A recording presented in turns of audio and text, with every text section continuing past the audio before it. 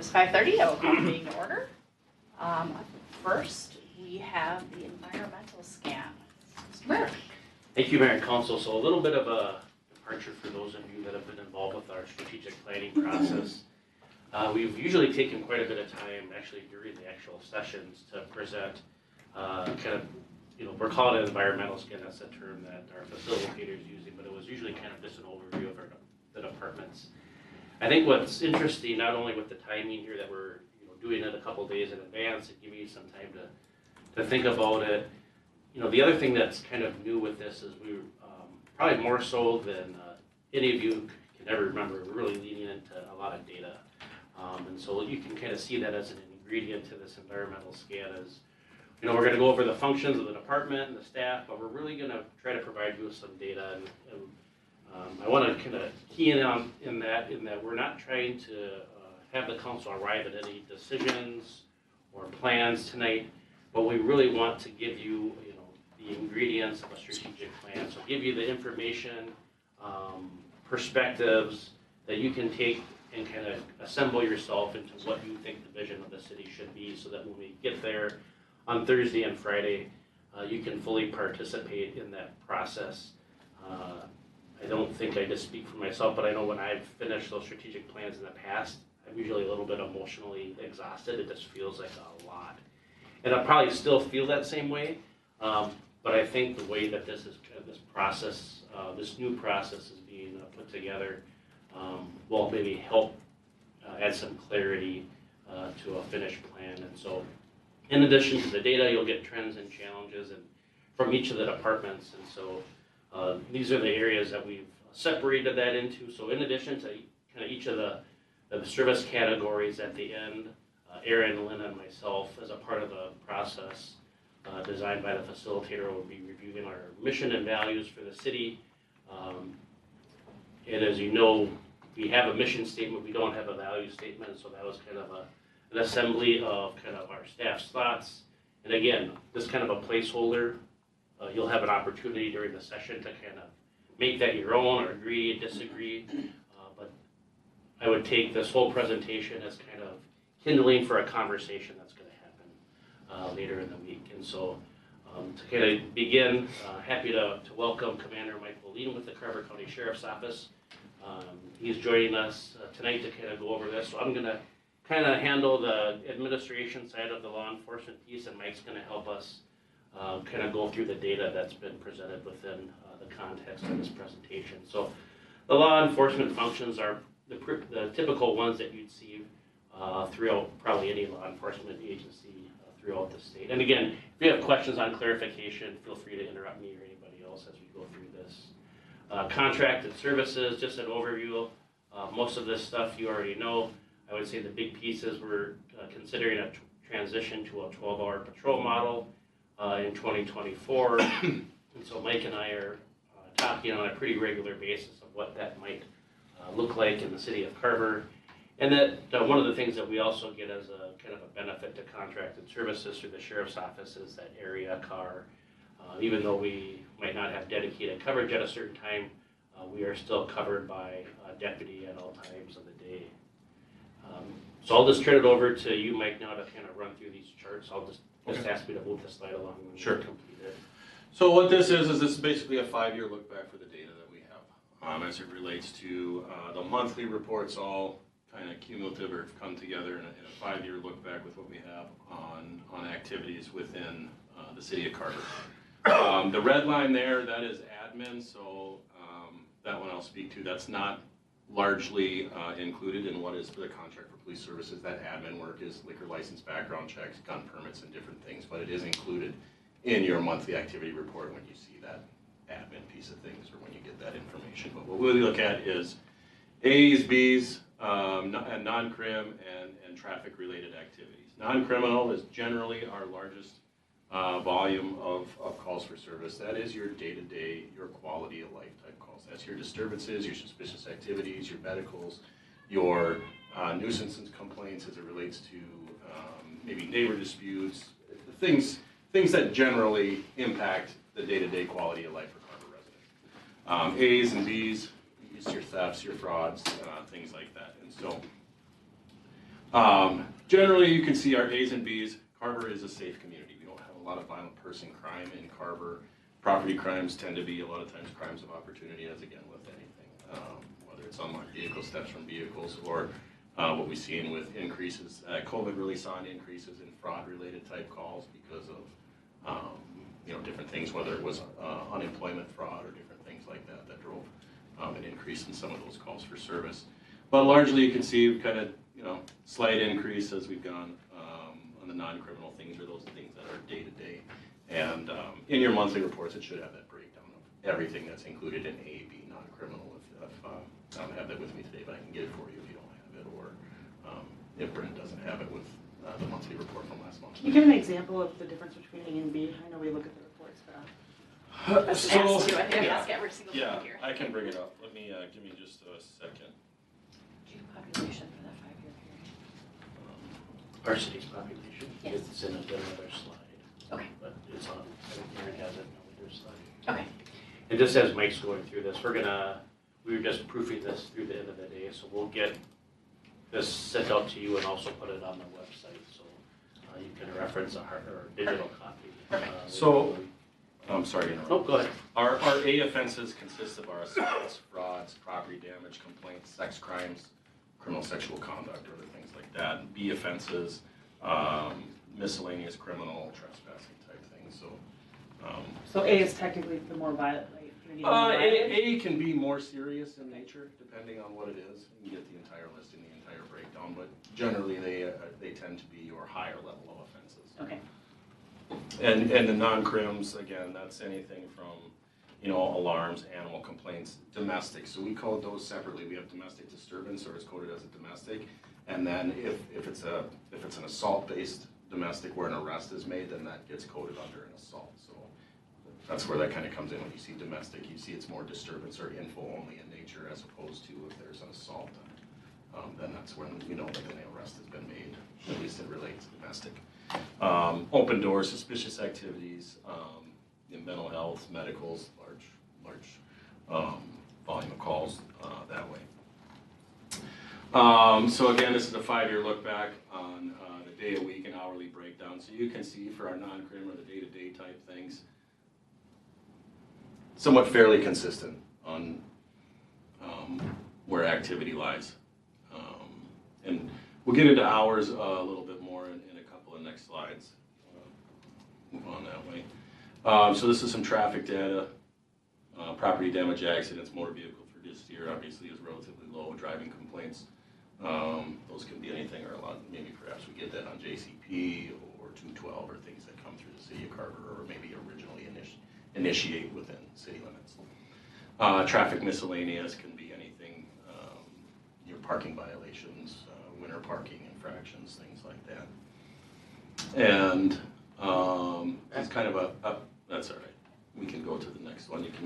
You'll see it, actually go back one. You can see the dip in traffic between 2019, 2020, or I should say 2020, kind of 2021, and then start to rise again. COVID, pandemic. We shifted some operational priorities in there in relation to when we were kind of in the heat of it, of weighing the risk of exposure versus the need to make a stop for a specific or how egregious a violation would have been made when not a lot was known about COVID, everybody was taking precaution, people telework and masks, and, the whole bit. And so that obviously impacted us operationally, where it was obviously, the risk of exposure, contact with motorists, as well as that contact with us. And then at that time, people were going out for weeks at a time. And so it was recognizing that we couldn't have a whole shift go out as well, as far as from a staff management and resource aspect. So that's where that dip sort of correlates. Again, traffic activity, so you can kind of see that pattern. Carver largely, working community, people leave the city to go to work. So traffic enforcement for that 5-year period is relatively low during those Monday through Friday hours. And then you can start to see hours where then it starts to peak. When you have the PM, where really traffic is focused, higher volumes of traffic if people are coming home from work, you're seeing more people out and about. Focused activity. So what this is that is out of our A's and B's and non-crims. these are our highest volumes of calls for service is kind of what we focused on in that focused activities.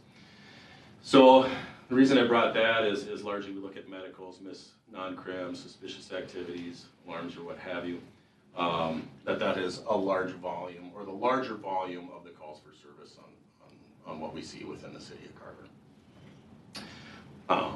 When we look at it, that's right. Yeah, you're fine. So when we look at it in the focus activities on an hourly breakdown, that's where we look at our trends as far as repeated calls for service, or those highest in focused activities, and kind of time of day. And that shifts into that conversation and the transition when we look at shifting to 12-hour schedules for all of our deputies.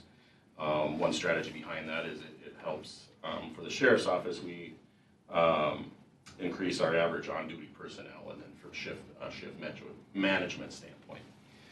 But when we also look at that, so if we were to look at in that conversation of what hours would be for Carver, well, I would tell you almost probably 60% of those focused activities, or the highest number of calls for service, are between kind of that 2 to 2 or 3 to 3 range within the city of Carver. So if we went and transitioned to that 2184 with the 2 current FTEs that are allocated under Carver, we would look to schedule 7-day-a-week coverage, but look at hours based between 2 p.m. and 2 a.m. or 3 p.m. and 3 a.m. as we look at that data a little Mike, bit. would you mind just explaining to the council, so the 2184 is hours, and we have how many hours now, 2,000? Well, a standard FTE Monday through Friday, 8 hours at 2080 FTE. So I would imagine unless anybody here is working 12-hour shifts or things like that, you're probably all on 2080 FTEs, and out of that you see on average, at least for us, probably 1,600 to 1,700 hours, actual hours work behind a car, because everybody takes vacations, they get sick, got to go to training, things like that. So that's when we look at scheduled FTEs. So if a deputy in Carver puts in for vacation or they call in sick, it's not immediately backfilled unless given direction by the city that way, and that's planned for budgetarily with any contingency money that may be allocated towards backfilling specifically for that coverage. But when we look at the focused activities, our highest are the calls for service under our focused activities, and look at the times we want to try to identify a transition to a 12-hour schedule for each of those 2 FTEs, scheduling 7-day-a-week coverage.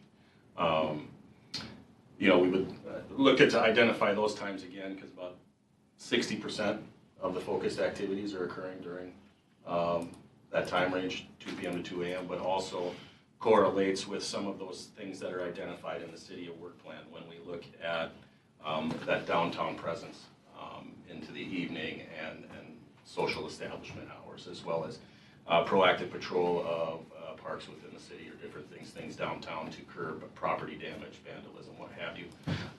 Addressing some of those traffic related complaints as it may be driving while impaired. Again, maybe persons out in the street, intoxicated patrons, things like that, disturbances that tend to have more of a significant impact when Carver residents are home and they're impacted by that. So that's when we talk about that day-to-day quality of life type of stuff. So that's where a conversation, again, when we talk about how would we identify what hours would we look as we transition. Because right now you've got Monday through Friday, generally 7 to 3, 8 to 4, and then a rotating power 4-2-4-4, which is a 10-hour, which is Tuesday through Friday, Wednesday through Saturday.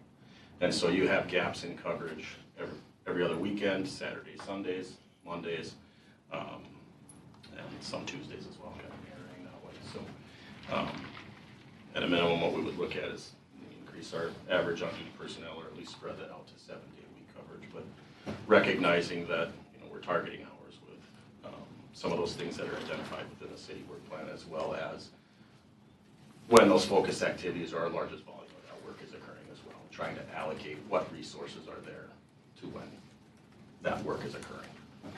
Like for the 12-hour shifts, will it be customized to Carver, or will everybody in the sheriff's department work the same 2 to 2 or whatever the determination No, is? that would be customized to Carver, recognizing that are not yet to 24/7 scheduled coverage. We're trying to allocate those resources when we see our highest volume of focused activities in that work, and trying to capture the most work that we can with scheduled hours. And as Mr. Merrick had indicated, the deputy is still off. There is still coverage provided by the county. That's where you may see an impact in response times or different things like that, depending on the coverage where it comes from. So when you talk about planning for the future or some initiatives on where you want to go with your policing within Carver, whether it's residents coming to council or mayor, about wanting to see more policing, and some of that's a discussion where we base our allocation right now on workload. But if the city wants a higher level of service through that dedicated coverage, then it's recognition and obviously planning for that. So. Are you planning on this with the other cities that don't have 24/7 coverage in Carver County? Yes, yep. We are planning. What other cities would that be? Watertown has one similar liaison, similar to Deputy Chafin right now. Watertown has 3. They've got 7-day-a-week scheduled activity, and then they've got a Monday through Friday liaison. But the intent would be to transition all of the staff to 12-hour shifts and again identify those schedules and then what direction city want to go with their policing coverage and how they want to fund and allocate resources. Okay. Are there any others that are just like ours though? Because you said Watertown has 3. Watertown has 3. There's a regional partnership, Norwood, Young America, Cologne, and Hamburg, that they've got an FTE buy-up or a deputy buy-up that comes mid-year, and so they'll be moving to what's similar to a Watertown model. And what we look at for those hours, at least for 2023 right now, is the deputy scheduled 8 to 4, and then we have the PM shifts. Right now it's 5 to 3 right now, but that'll probably transition to maybe a 3 to 3 or a 4 to 4. So you've got your coverage backing up because there's more calls for service between 3 and 6 p.m. than there is between 3 and 6 a.m. Right now. So that covers all 3 of those areas: Hamburg, Cologne. Correct. That's a Yeah, shared. correct. They've got a shared service. Okay. Partnership, and that is, we had some discussion on partnerships again as well in regionalization. When I tell you, when we look at staffing challenges and continuing to do that, we see retirements, we see people getting out of law enforcement. We are competing with those agencies around us for the top talent as well. We've done well to, at least within the last year since the county and sheriff had brought forth some action as it relates to collective bargaining agreements within our deputies group, and so it's worked to address some of the retention issue. We're still working to address vacancies. We at end of year we had 2 vacancies in December. We were still looking to fill. We were in good position, and then boom, we were 7 by the end of January. If anyone knows Peter Anderley, he was a detective sergeant, as a cabin up north, and decided that he was going to finish out the last 4 or 5 years as chief of police in Walker. We had one deputy that had completed field training, was on probation, but unfortunately wasn't achieving the standard that we set, and so we dismissed him from probation rather than having a potential challenge for the next 20 years. Thank you. We appreciate that. And then another retirement, and so we anticipate a couple of retirements this year. I will tell you, Deputy Fisher is being backgrounded by Apple Valley Police Department. He and his wife had originally lived in Plymouth. Oh. Yeah, I know. Trust me. Been here for 3 weeks. I know. My understanding, but they bought a house in Apple Valley. It's a locality thing, and so again, it takes 2 weeks for an employee to put in their notice, but for us to, from job announcement to the time we get Solar Patrol certified, can be up to 6 months because of the requirements and going through the hiring process and things. So a good transition to some of our trends.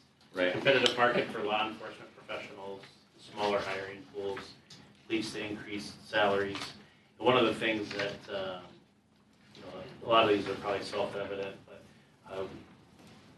quite a bit of an uptick. I don't have the data that supports this, just anecdotal, but a lot of community comments related to traffic enforcement of a certain area, a certain stop sign, speed on a certain street, which is an uptick, and Mike and his team have been doing a great job. But these are, as we get to these first trends, these are trends from staff's perspective. It's through our lens, what we see from our chairs. So we're hoping that this process includes, what you see from your perspective and feedback that you get from residents and businesses in the community.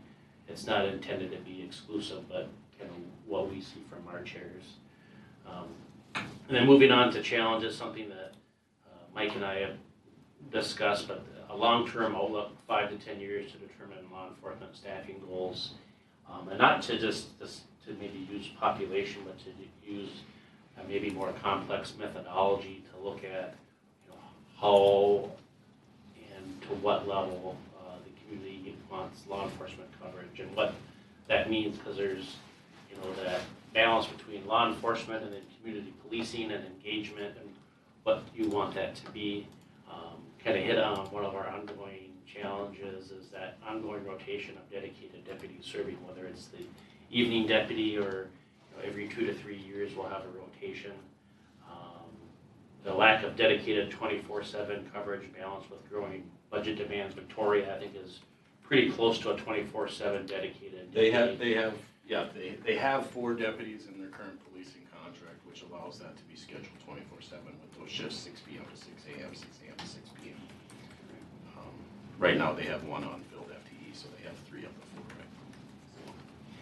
Right? And then before I throw it back over to you, Mike, I think we kind of touched on it a little bit through conversation, but there's a number of opportunities and challenges related to that regionalized policing model. And if you think about it, we're in one large one right now with the county, but there are also some unique opportunities and challenges if that became even more local. So if there was like a kind of a mini police department with like Lake Town Township, Victoria, and Carver, and what are the opportunities and challenges related to that.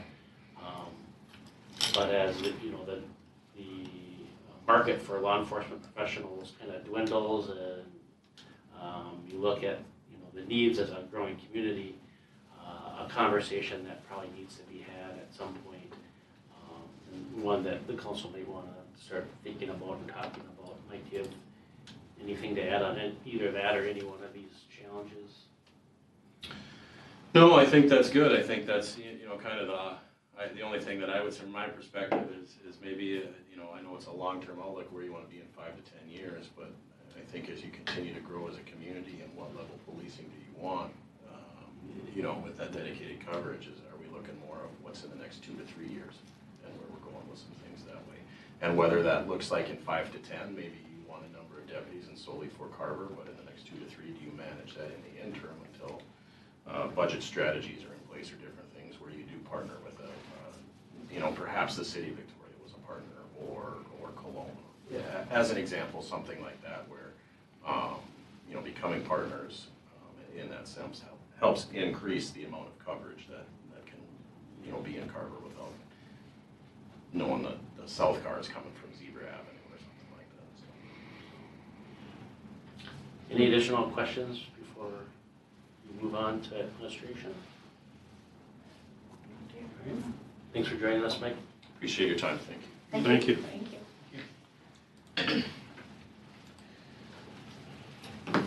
So, the Brent, I'm going to cover the administration group, and we have listed on the screen there, you'll see the support functions that my team covers.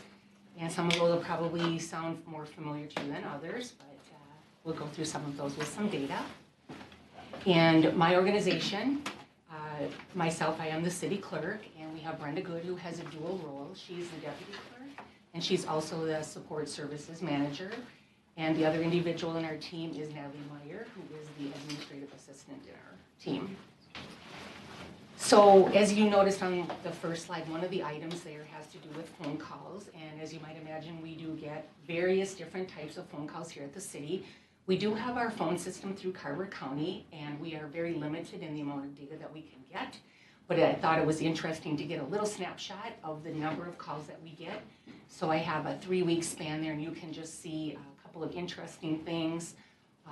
About 53 calls per day on average over that course of time. And then the other support function that we do is for building permit processing, and you can see 2,711 phone calls for inspection scheduling, which breaks down to about 20 inspection calls per residential permit. So this one might be of interest to you. I thought it was kind of a fun fact there to see what you've been doing.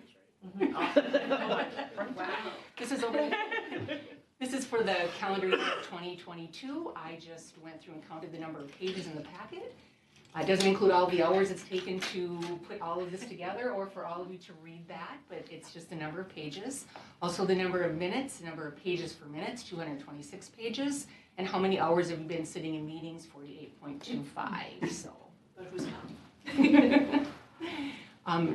Covering the elections is also another huge part of my team. And I've got the registered voters there with the ballots cast for the last number of years there. The trend is just basically, as you'll know and you'll hear, the theme, that we're continuing to grow, and then also with that comes more registered voters and more people that cast ballots.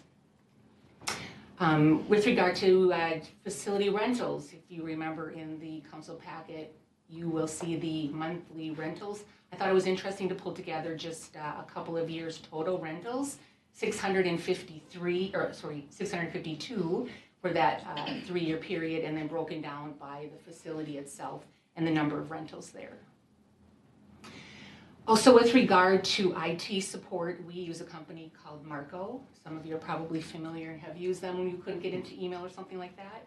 They have a portal where we can manage all of our tickets, and I thought it was interesting. Over the last year, we have had 397 tickets. That might be everything from I can't get into my email to I need help with this project. That could be several weeks. So a wide variety of the number of tickets that they support there. With regard to permits, we have a couple of different types of permits we issue. Utility installation, right-of-way, the UTV, which is the utility task vehicle, and then the one that we're working on updating the ordinance, solicitor, peddler, transient merchant, and then the mobile food unit. Just broken down there over the last 3 years just by the number of permits that we have issued each year for those types of permits. With regards to trends in the administration area, the first one there, we continue to have enhanced expectations for what I'm calling a self-service portal, where residents and individuals want to just basically go online and get the information themselves rather than having to call and request that information. Increased need for technology incorporated into city facilities, not only in council chambers. As you know, we have technology in there, and Zoom is incorporated, but also when we have rental parties and city meetings and other parties coming to have meetings here at the city of Carver, and they want to just be able to come in with their laptop, their Surface, their iPad, and just plug in and go. And sometimes it's not as easy as that just because of the technology and the integration with what they have. Continued need for more communication in a timely manner and on several different platforms. Examples of those are the meetings, projects, activities, events, and we communicate those on the website, Facebook, Twitter, email, newsletter, and mailings, to name a few of those. Identified need for sharing information technology personnel. What I mean by that is city staff continually gets involved in what I'm going to quantify as information technology type jobs that we are doing, and it's getting to the point where it's just becoming a lot for us to be able to not only be knowledgeable but be able to handle that. And so there's a lot of talk in the industry about sharing personnel with other cities and doing something like that, so we'll want to keep an eye on that. And then, as we all know, the increased population, that means just more work for everyone in many different areas. With regard to challenges, I already talked about IT support and knowledge and security, and the AV, not only in council chambers when we have an issue, something doesn't work, but also in Village Hall, what I mentioned. And I put that number 1 just because I think that that's, in my book, that's a really huge challenge right now. Staffing needs for custodial versus an employee versus contract personnel with regard to like Village Hall and between rental parties and things like that. Right now, city staff is performing those duties. Calls and inquiries, it's difficult to track and to monitor. We have a lot of that coming in over the phone, or it might come in over the website, and sometimes individuals, believe it or not, will contact 2 or 3 different people at the city at the same time, and sometimes we find out about it and sometimes we don't. And then knowing, are we answering them the same, and so on. And then my last one is just seeing challenges in an office environment. I don't think maybe is as easy as seeing them or identifying them in other areas like public services, engineering, fire, law enforcement. It's just easier to see that with all of the growth. But behind all of that is the support that comes from the administration team, so that's all I have. Any questions for Vicki? We don't want to share it with other cities. With some of that, are we, I mean, we're switching over to the new finance system. So, Yes. but that doesn't, when you're talking about IT issues, that doesn't help the day-to-day that you guys are working with. Correct. Aaron? We're already there, sorry. Okay, so I will be going over community development, which is both planning, so I'm gonna do that first, and then the building department. So the two big focuses of our work, so starting with planning, so it's me as the community development director. The biggest thing that I think takes the cake in my work is keeper of the development process. So the amount of projects that we see coming through Carver, I usher them through the process to make sure that they comply with city standards, state standards, etc. I also coordinate our team review. So when we talk about plats, it's been vetted by every department at City Hall. So they're able to give input, provide critical feedback into a project where everyone is comfortable and can say, this works for me for a snowplow or a fire truck, just a full team aspect for the development review. I'm often the first and last point of contact for a development community, so their first call is hopefully to me, sometimes it's not, to get in the door, just to have a meeting to say, this is my idea, what do you think? Number 4 is just a small number of things that I try to do in my planning work. I think some of the important things are like a challenge navigator, so obviously with new construction projects there are constantly challenges, and just having a team that can support the work that we're doing to figure it out. There hasn't been an issue that we haven't figured out yet, so navigating challenging solutions and finding solutions is a big piece. And then a resident soother. I sometimes can be a disruptor, but I try to be a resident soother to provide some context of the work that we're doing. That's one of my big challenges at the end, is that a lot of people don't know what we're working on here, so it can seem surprising, but we often have information that backs up what we're doing, why we're doing it, how we've been planning it for several years, sometimes decades. And then something that I'm really proud to do is represent Carver as the point of contact for the development community. So trends are changing in Carver as we continue to see more development, and it's an exciting time to be in this role and on city staff. So a person comes in with their idea, I run it through the planning toolbox, and we get to a neighborhood, a commercial project, some type of development that we can see as part of the community. So what does that look like on a day-to-day as just the planning function? So I review all building permits. We get questions about that pretty often, just to make sure that someone is checking the setbacks, the grading, making sure that the permits meet the plans that we approved. Another big one that you all are probably familiar with is Planning Commission and City Council support. So I provide a lot of work with those two groups. And then a lot of special projects. So if you asked me what my job description was, I could say all those things, but it's a lot of the soft things that we work on throughout the year together. So big ones recently, the Housing Action Plan, Fee Waiver Policy, Green Step Cities, Parks Master Plan, the Farmers Market, Park Advisory Group, and then just general project support. So if you posted my job description, which I don't want you to do, but if you did, I don't think those things would be included, but it is a bulk of my work here at the city. They're called other duties as assigned. Yes, exactly, yeah. So I supervise Nick Jorgensen, the building official, and Brian Madsen, the assistant building official, and I will say I'm really lucky to supervise these two people. They are wonderful members of our team, so I'm really grateful that they are here and that I get to work with them every single day. So their role is the building department as serving in the building official role. So what they do is they are responsible for the application and enforcement of the building code. So Vicki mentioned those 20 plus inspections that happen with each residential new construction home, and it's Nick and Brian going day in and day out. I sometimes pull up their schedules and get dizzy with the amount of moving things around that they can do to work really efficiently. So they'll recognize there are 4 permits on the same street in a day. Can we stack them differently so we can just knock them out? So they both are really efficient and effective in their work there. They do all plan review.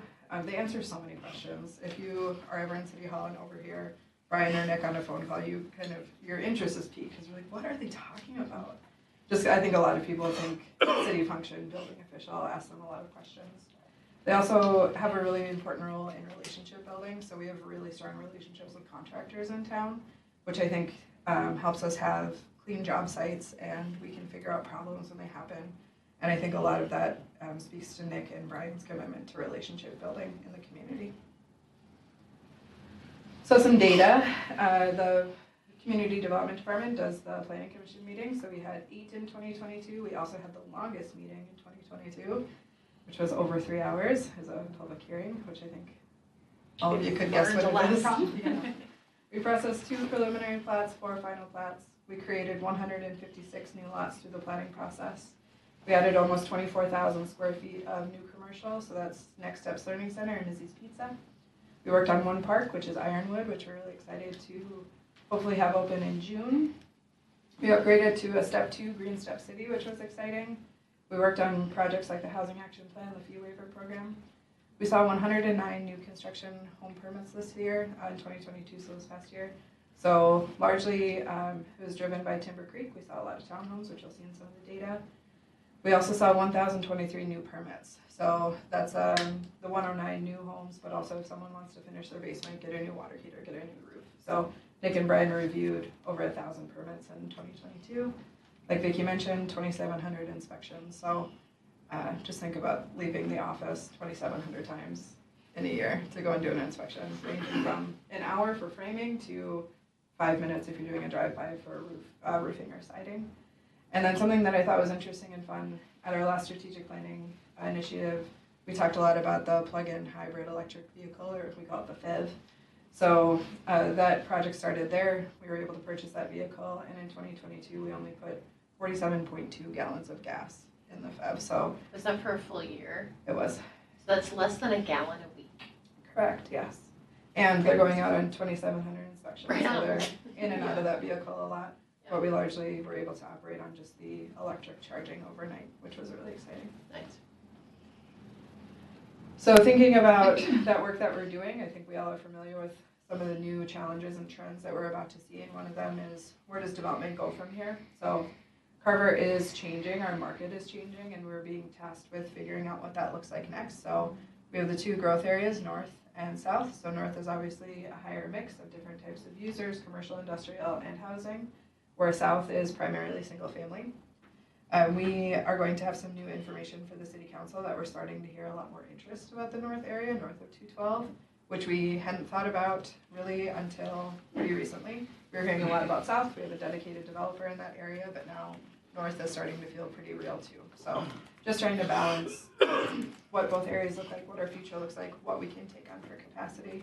And then obviously moving west is also an unknown right now for development trends. So this shows the new housing permits from 2000 to 2021. You'll see 2019 we really started cooking. So you'll see permit numbers jumped significantly from 2018 to 2019. 2018 was the big year when I was having planning commission meetings like every 2 weeks. Like that was a big push for the planning commission, but that's when we brought on Hawthorne Ridge, Meridian Fields, Oak Tree was coming on, so just a lot of residential new construction started in 2018, 2019. Whoa, you're rushing me. Can I ask, I have a question on that previous slide. Sure. Where do villas fall in there? Those are just single-family detached. Okay. So the 2022 number I think is going to be pretty orange because we saw several new construction permits for Timber Creek with their townhomes. Slide. So this is the building permit activity report that Natalie Meyer puts together for us. I think the second chart is the most telling, showing new construction permits. So 2022, we saw 109.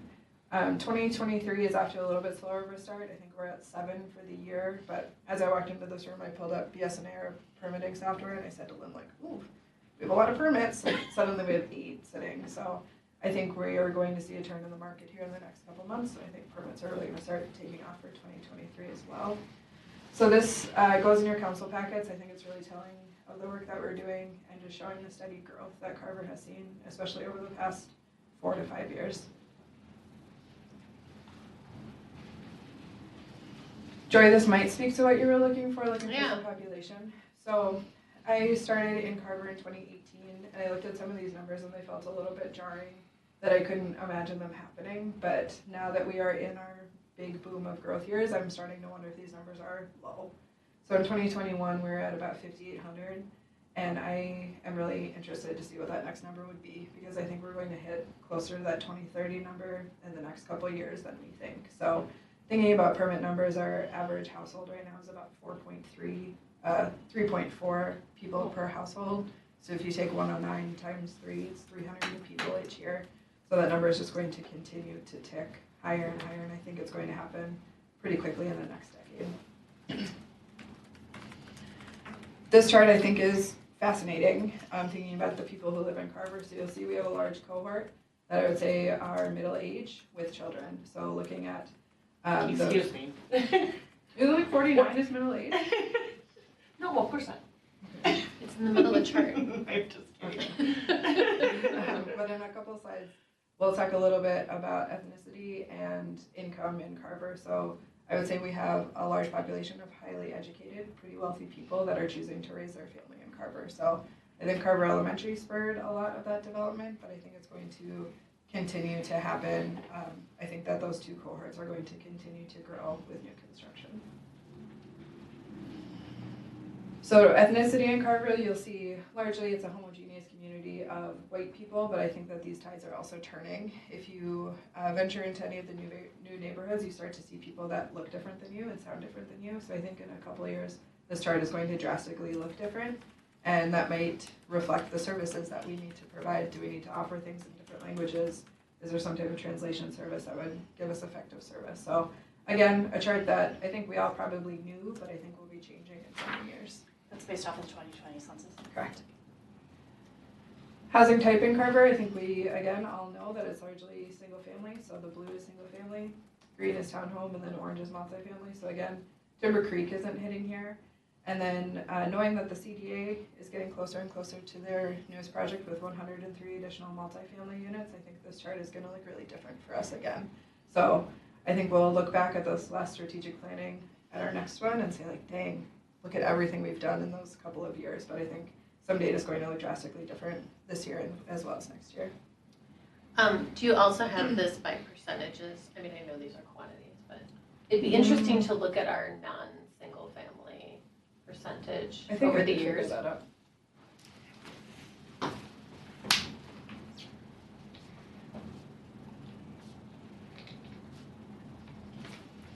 Okay. This slide, you're going to say like, oh, that's a nice blue chart. But what I want you to think about in 2017, 18, 19, 20, and 21 is that there is no dark blue. What dark blue would tell us in this graph would mean that there was affordable units for owner occupied. So in those years, we did not hit what the Met Council defines as affordable, which is a household spending less than 30% of their monthly income on housing. So we did not hit any of those years to have affordable units. Keep that nugget in your head on the next slide. It doesn't mean we don't have any, it's just the year that they went into Pause. service. So I think that that's a narrative that we hear a lot, is that new construction is expensive. It's challenging to have affordable units. This is the sales in Carver that happen. So we are hitting that market of 300 plus. So those are the sales. We often think, oh, the older homes in Carver are changing hands. Those are naturally occurring affordable housing. And in some cases it's true, but largely you'll see that we are continuing to exceed $300,000 even in sales of existing infrastructure that's in town. So Christy, you're right, we do have some, but this one was surprising to me that It's small. even sales was small. Yeah. Median household income in Carver, again, I mentioned previously, it feels like it's a highly educated, affluent community at this point. So we are hitting higher than Carver County and higher than the Minneapolis-St. Paul metro area. And for reference, the median household income for the state of Minnesota is about $78,000. So we're significantly higher at $115,000. So through these trends, we start to ask some questions about the projects that we're working on, the future of what we're going to be working towards. So thinking about those growth areas is a big one, but also we have a facility in town that we're starting to have to think pretty critically about, and that's the transit center in Carver Station. So the transit station provides trips to downtown Minneapolis and the U of M campus daily for commuters to be able to use to get some extra work time if they want to tap into the Wi-Fi, if the weather's bad, et cetera, et cetera. And pre-COVID, you'll see the numbers were looking pretty good. We saw quite a few riders. We got some feedback that people were driving into Carver to hit that first station. So a lot of people coming in from Belle Plaine and Jordan because we were the closest to them. And COVID drastically changed a lot of things. One of them, I would say, is a work from home availability for most people. So these numbers plummeted really drastically. So The transit station right now is operated with a grant through the Met Council, continuing to use those grant dollars, but what does that look like when the grant dollars, when we run out of grant money? Do we continue transit services? Does the amount of need support that type of facility? And I would say based on our numbers that we're seeing right now, likely not. At that point, we own a really large parking lot, the city does, and what do we do with that facility? Is it a redevelopment opportunity? What would we like to see there? So a question mark that we're going to have to start thinking pretty seriously about in the next couple of years as we start to near the end of the grant term, but also as ridership continues to be significantly lower than it was before COVID and what we had anticipated. You know what might be nice to see on this graph too, is like, when you hit those point spots, is how many routes are coming in and out. I mean, per day, like, is it rides coming in and out? So 7, 10, 12, 15, and then now with it, we're at like 300 and 100. Are we down to just 4 a day? You know, are we? Like Is number of riders, Mhm. yeah. Well, we have the number of riders, but the number Each of day. rides that are coming, no, Number of routes. routes. Oh, that hasn't, I don't think that's changed. No, they've cut out, No, they've cut. the timing. So if you had Oh, a 6 sure. p or The 6 number of a.m. buses.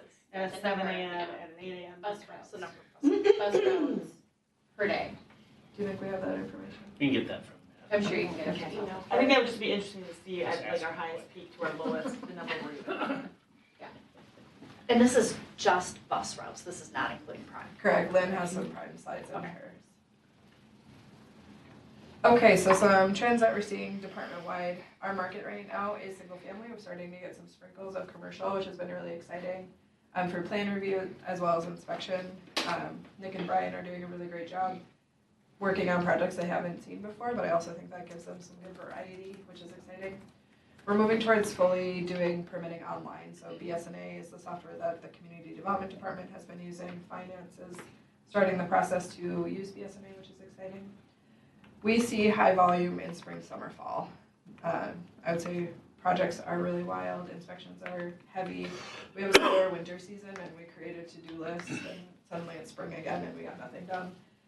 Just because a lot of it is housekeeping things that you can't keep up with at the clip of work that we're seeing in the summer. We're seeing an increase in community wants, but they're pretty specific. So they don't like an idea, but they want this one specific thing instead. Cool. And then changing demographics is huge, and I think it's really going to impact the next several years of our work together. Challenges, everything that we do is mostly market driven. So we could have a year of 186 new home permits, and the next year could be 50. So what does that look like at a team level? We also have a little bit of a unique situation where we have expectations both of residents but also the development community. So we need to be able to communicate with both, share the same information, get to a successful project for both groups, which is sometimes challenging. There's a lot of competitiveness, so people, developers can kind of choose a community that they're able to work with. A lot of it goes with relationships, so we hear a lot about communities being developer friendly, which is a nice way to say that a developer can come in and sometimes get what they want without the city saying like, hey, hold on, we gotta talk about that for a minute. So I think that previously, Carver was in that situation where we were looking for projects. We wanted development to continue. But now that we've had these years of so many permits, I think we're starting to get to a maturity in our development process that we can say we are developer friendly, but we have some requirements. And these are the things that we need to have a project be successful. So starting to navigate that process, understanding what that looks like for Carver specifically, I think is going to be a little bit tricky to continue being competitive. Just to say D.R. Horton could build in Chaska or they could build in Carver. What sets us apart? What makes our process easier? And then resident education. I think we'll talk about that until the day we are all done sitting in this room. But just letting people know about the things that we're working on effectively so they can understand it, but also that they can take it and talk to someone about it if they're at the post office talking about a project or did you see, and just getting that resident education is challenging. My last slide. So thinking through that, so you'll see our zoning map is on the left, so where we're at today, and then tomorrow is our future land use map. So that's where we're going, and I think if you polled a group of 10 new Carver residents, if we said, what does this map mean to you? I'm gonna say not many people would understand that that's our eventual boundary. That's the amount of development that we're going to see. That is what their backyard will look like in a couple years when they move into their new construction home. So that resident education is challenging, but I think also holds great opportunity that we can hopefully create some processes where people understand what we're doing and can appreciate that the work that we're doing to build to 2040 and beyond. Thanks, Erin. Any questions for Erin? Engineering. All right, well, I'm at the end of the table, so I'd just be staring at a screen, so I might look this way. You can look wherever you want. Okay, no worries. I'm Excellent. All right, well, Erin talked a lot about growth, so I'm gonna talk about how you build for it and prepare for it. So, ask, what does the engineering department do? I mean, most folks will say design and other things, but the top of the list for us, it's really our obligations, protect health, safety, and welfare of the public. That's really what we do, what we're licensed to serve is the public as a whole. So what that means is we spend a lot of time thinking about the public as a whole. Our recommendations have to be highly objective and independent. It's very important for us to be objective and independent in everything we do, because that's ultimately who we're accountable to. Is when something goes wrong with the water treatment system or there's some type of an issue, we're looking at what we could have done better. The next generation is super important in everything we do. We're always thinking 10 years ahead, 5 years ahead. In many cases, you've heard it over and over again. 20 plus years is not a small time frame for us.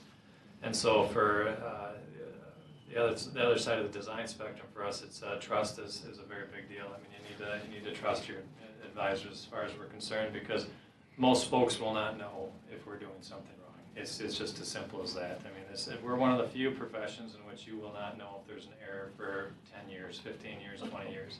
I see it all the time, and it's really difficult to understand if you're going the right direction or the wrong direction, unless you are in the discipline and you can actually say that is definitely not what I would be suggesting. So it's really a big part of our business to understand that we have to own our own accuracy. We have to double check our stuff. It's built into our process, and it's very important to us that what we do for you, we would do for our own backyard.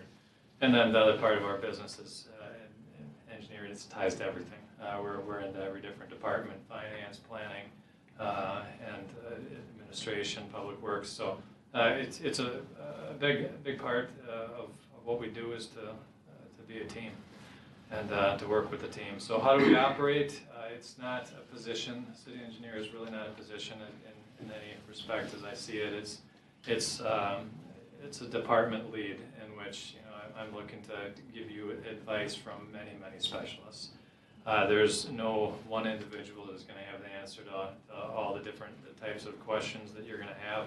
So the way we're set up here is, of course, I'm the acting city engineer here. Aaron Schmidt is our assistant city, and he's the one who gets many things done. And I'm not afraid to say that he's getting a lot of details taken care of and working feverishly throughout the day. I tend to be more advising and kind of setting some of the overall visions, and we bounce ideas off each other. So we both work together on a regular basis. Ultimately, things will come from our entire group through Aaron and I. Michael Jabs is in the field with a lot of the construction accuracy, and then Jonathan Nelson is a landscape architect that has started to build some consistent visuals in the community, which is very important to me and many other people here, that we actually have something that's consistent when we're putting these projects together, because you can really do some nice things when you have let's say a plan for visuals. You can really create the character of a city. And so that to me is a very important role, is what Jonathan has been doing with Aaron and Brent. So we have almost 1,000 folks, and for me, I have to reach out to any one of them at any given time for the issue at hand. And so these are the many folks that work here, and we can bring in folks for an hour, and they might be involved for a year, and then we might not see them again for a long period of time. It all comes down to what type of efforts we're working on. So some of the general data points and what's going on in the background is, again, as mentioned, the number of permits that were processed for work in the right-of-way. It's handled by Aaron, the development plat and reviews and plan sets. They'll submit their their plans and specs, and our job is to bring it into conformance with consistent standards.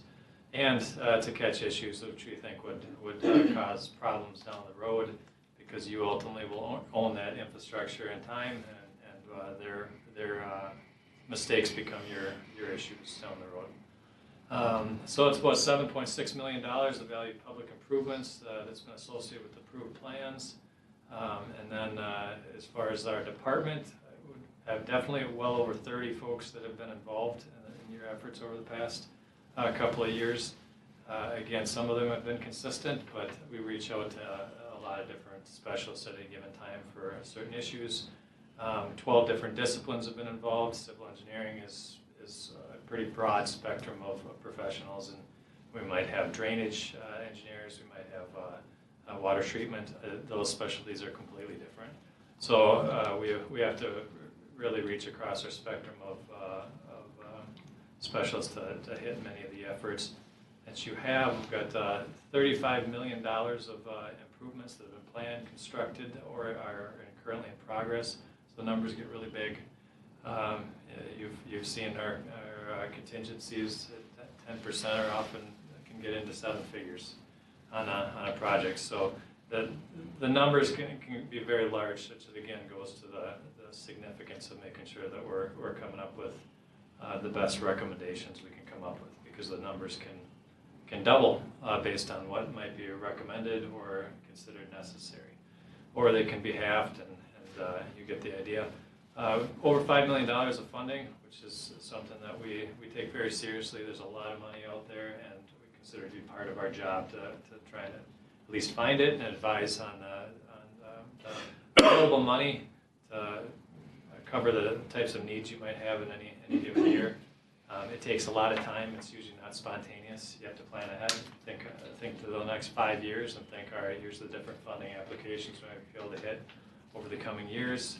And many of these are very specialized. So I do rely on a lot of different folks for the best way to rate these and pursue them.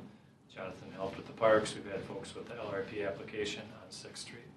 So this is one of my favorite parts of the job, is really looking at what it used to be and what it is now and what it can be. And so we again try and focus on a lot of the themes, but again, you had a traffic issue that turned into an opportunity to change what the city was going to look like and how it was going to operate for years to come with the walkability and the aesthetics of it, and that's something that we really enjoy being a part of. Water treatment facility, again, as we were constructing excess capacity for the water system, it also was an opportunity to clean up some of the other issues around there, make it a little bit more friendly for the neighborhood, and take care of some of the other concerns that they had at the time.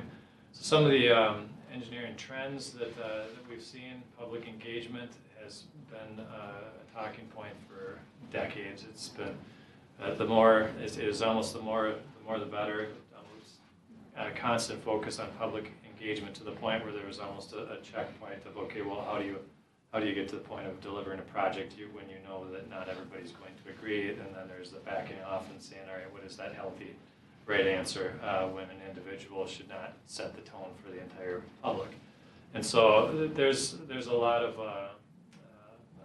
thought that goes into what is the correct balance for a city, and so that's a growing trend, is to be as thoughtful as possible, to listen but still be objective and serve the public. Walkability and non-motorized options, very big effort at this point is you can create a very walkable community by saying, I'm going to create a walkable community. I'm going to create a community that you can go anywhere on a bike. You have to be prepared to spend some money, plan for it, and make very hard commitments to it. And so there's you'll hear a lot about that in Minneapolis, and it can be in any community. What is that priority? And so I'll say it's a trend, and it's a topic that's of significance to understand the direction you're looking ahead. Changing density can impact infrastructure in a heartbeat. We actually just saw that with the new comp plan and what that might have done to original assumptions on pipe sizing. And some of those density assumptions can be quite expensive as far as what is necessary to plan for. We see that through every development you have, it's oversizing. It's all got to do with the density and what area that pipe is going to serve. Rising costs that's a trend and a challenge. Investments in maintenance, you hear a lot about trying to maintain your infrastructure, so that's not a new trend, but again, a big one because of the significance of replacement. As we've all seen with the 3rd Street Bridge, it's not always easy to replace that stuff when it gets old. It can be very expensive, and so maintaining can extend the life, defer those investments. Multi-jurisdictional partnerships is a big trend at this point. Not each agency is always coming up with the money to get a project done, so it's becoming far more common where multiple agencies are pooling up their resources available to try and get a project done that's of interest to both parties. So, and this might play into the 40 effort with the trail system and such. So, locally led, it's also becoming more common where the local agencies get sick of asking for the bigger agency to go get something done that's really low on their totem pole. So a lot of local agencies are going after the projects and saying, we'll lead it, you just give us your support. So that's becoming a bit of a trend. So some of the challenges that we're seeing is one of the fastest growing communities in Minnesota is what Aaron is talking about with Carver. That brings a lot of challenges here. This is a tough growth. So when you don't have a ton of money, but you have a ton of large financial needs. And so as the city gets bigger, you're dealing with larger pots of money where prioritization, it can become the bigger issue. At this point, it often ends up being just having the cash to keep up. It's a tough challenge for this size, well, obviously with many of the things that Lynn goes through, you see that on a regular basis. It requires constant visioning to stay ahead. It's always tough. You get behind 2 years and you can be well behind the 8 ball and try and stay in front of something. You saw that with the water treatment facility. If that wasn't done a couple of years ago, you'd have been in a pretty dire situation to try and really move quickly to stay ahead of it. So the couple of years ahead is not a lot of time in many cases. Balancing engineering needs with financial resources is a constant issue, but it's certainly a challenge that's worthy of the list. And distinguishing preferences from needs is often a challenge. We've got a lot of folks who say this is what we would like to see and what is necessary, and we have to back it off to what is absolutely necessary to meet the public purpose and say what are these additional preferences that should go into the project. So it's sometimes easy for us to gel these together, and it's really important for us to try and make sure we're doing our job to say, all right, this is what you need, this is what you can have if you're willing to invest more. Maintaining a duty to serve the public versus the individual goes into some of those the public involvement. Slides that we were talking about here is we really have to be careful to serve the public when we have a lot of loud voices that might not represent all 5,000 people. The folks that aren't coming forward have to be a voice that we might carry forward because they may not know that we're doing something that serves a smaller group, and so we're constantly having to battle that, and that shows up a lot with walks and trails. We want a community where you can put a trail in and have a lot of folks that get from one end of the city to the other on a trail, but that might be in front of a backyard, or it might be in front of somebody's front yard, or go through a backyard. It might not be desired by a few individuals, and we'll have to deal with those issues on a regular basis. And we do. It's a common challenge. City priorities can change. We try and go full speed ahead based on what we understand to be the case, and then sometimes that can pivot a little bit and say, well, we're not as interested in this priority, and we have to be prepared to adapt as quickly as we can. So you're not spending money where you don't want to. And then we are always dealing with regulations that are not set by us. In some cases, we tell you we have to do something because someone else told the city that you have to do it. So I'm not always endorsing what we are forced to do. I'm just saying that we've been asked to do it by another agency that Carver's accountable to. And that is a challenge. They're always changing, and they tend to be a little bit more information that is being requested and such. So It's a topic that I'm sure many of you have all heard about, but I can point to many specifics of permits that we need to comply with just to keep you up to speed with what's currently going on and being requested of the city. Inflationary pressures, I don't really need to talk a great deal about that. Goes without saying, it hits everyone. It's everyone from the department side to project side to the city side. So that is definitely a challenge. So any questions? All right. Thank you, Dan. All right, so on my team, I have myself, accountant Kathy Elke, utility billing clerk Brenda Afta. So we have a lot of responsibilities between the three of us, but I will just say that they're very cyclical. So we operate kind of on a monthly basis between utility billing, processing, bank reconciliations. Every 2 weeks we're sending out bills. Payroll is every other week. So that's all I'll say on that slide.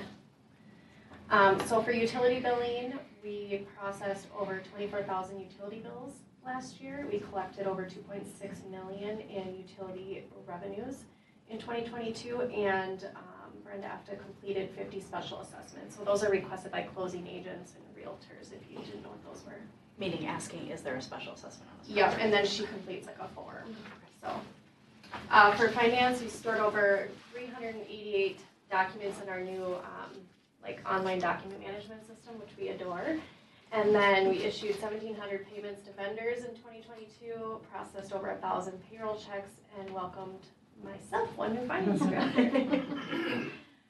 So just, you guys have seen a lot of these graphs, so I'll just kind of go over them a little bit quickly. But in the past 4 years, the city has been in a position where, you know, at the end of the year after audit, revenues have been greater than expenses. And so we've been able to transfer some money into the special capital fund, and that is always in a position that we want to be in.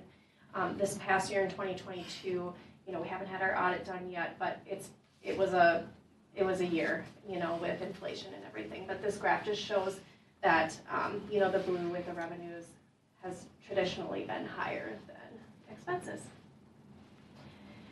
So this graph is just showing Southwest Prime use. So it's become increasingly popular in the city of Carver since its inception.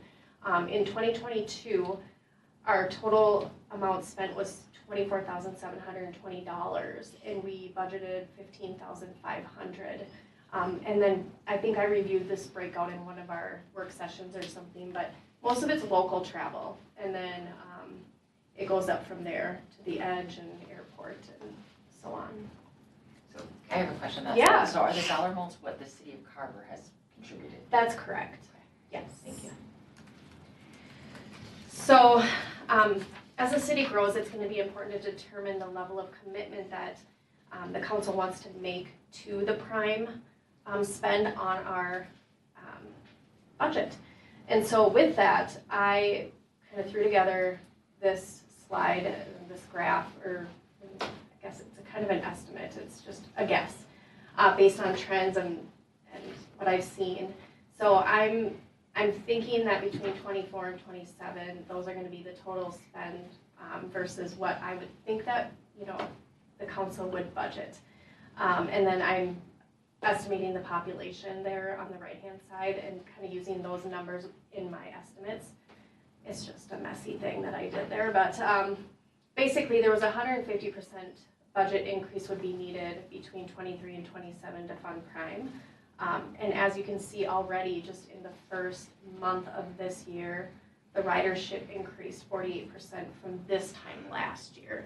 So it just shows you the popularity of it.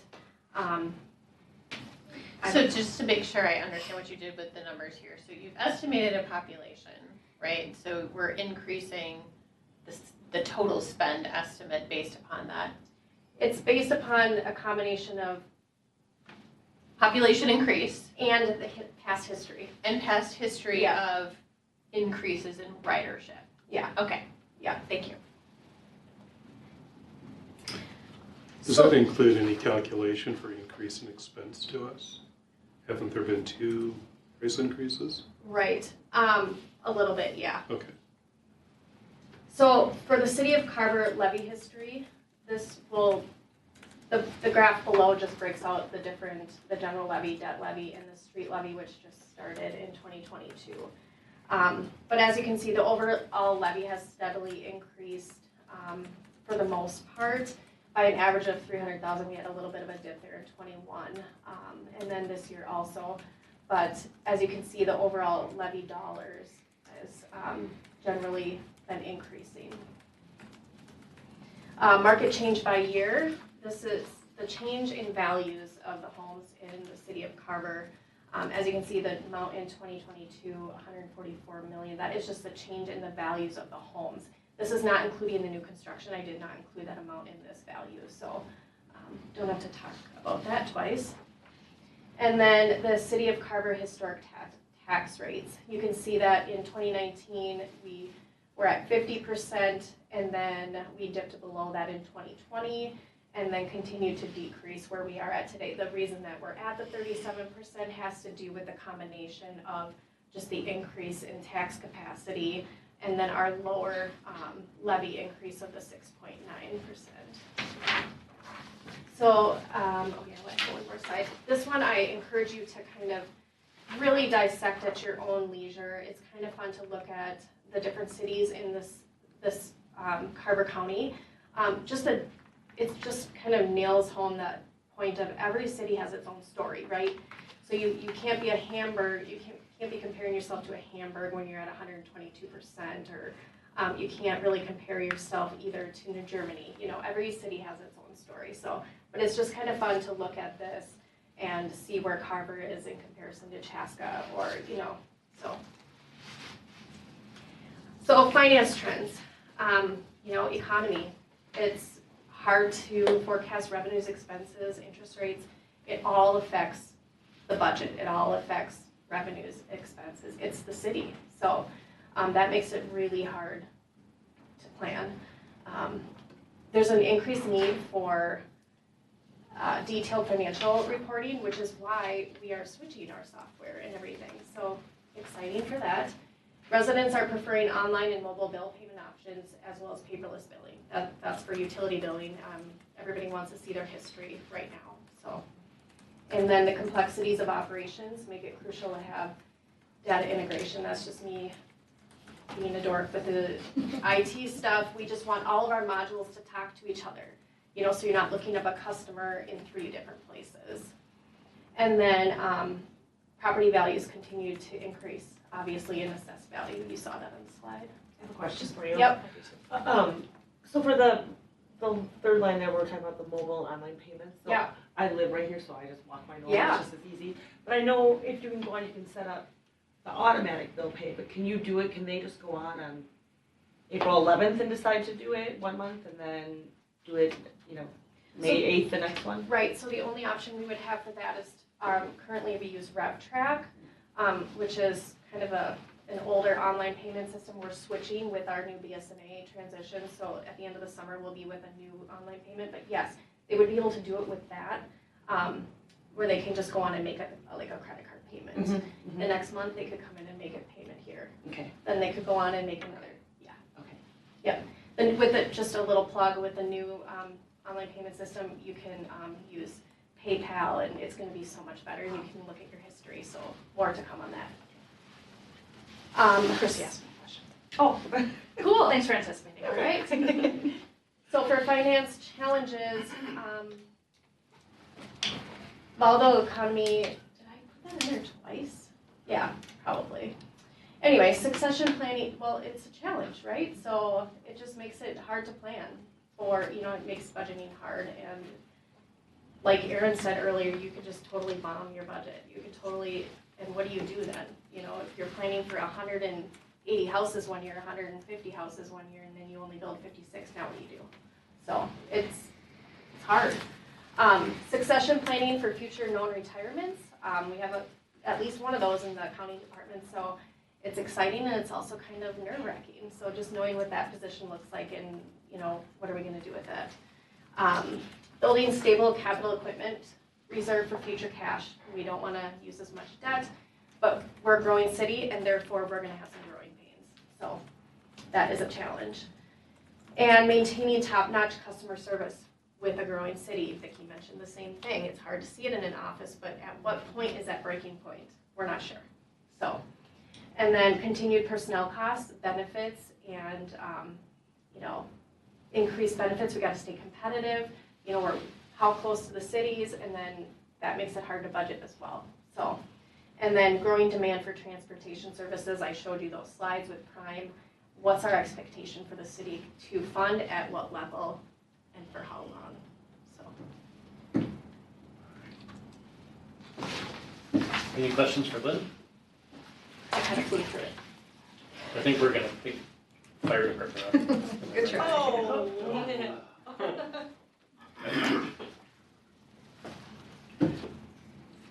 So So we're, okay. Done? We're pausing. we're positive. We're gonna bring it to the. Right, okay. So we'll put a pin in it, as they would say. Unless you wanna do fire department now. In 5 minutes, 4.5. No, my only question is, can we do the service awards first before we go into this? Because I think the crew's coming down, so I want to get them back to. Well, they have to Yeah, go that's back the way to it's training. scheduled. Okay, yes. I'm so sorry. Okay, so should we do, you still want to do city manager's report? Sure. Okay. So, I'm a little lost that, I know abruptly, I caught me off guard. We all know, we've been looking at these slides for so long, it's like, okay, one more. so just a couple things. Chad has been working on the spring cleanup date. We don't have a date yet. We're still working with contractors on getting a price. We've had an influx of calls. We'll get something on social media, but just in case you get a call, just know that it's coming. It's just we don't have a date. Isn't it typically in May? Yes. Yes. Yeah, so you put something out that just says we're We're working on it. we're working It'll on be it, May. We're excited working to bids. start Get getting your your stuff stuff ready. ready.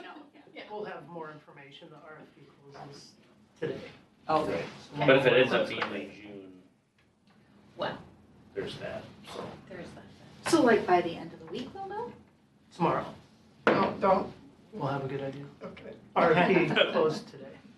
And the next week, did I hear you say? I just, don't overpromise. Give yourself maybe a day to. Closed I today. heard tomorrow. Okay. that's really all I have. Okay, any council requests? Okay, hearing none, then I would entertain a motion to adjourn. I'll make a motion to adjourn. Got a motion to adjourn by Councilmember Hirschman, I'll second. and a second by Councilmember Knight. Any further, all those in favor say aye. Aye. Opposed, same sign.